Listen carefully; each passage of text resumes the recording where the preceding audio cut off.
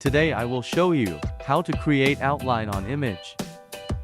Go to select option and click on subject.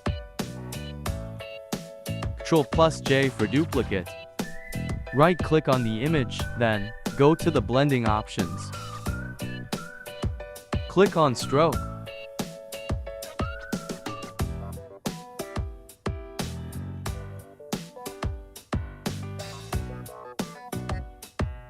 You can also change the position of the stroke.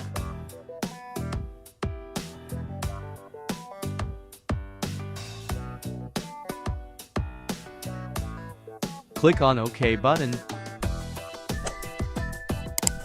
Your outline effect on image is ready now. Hope you like this video.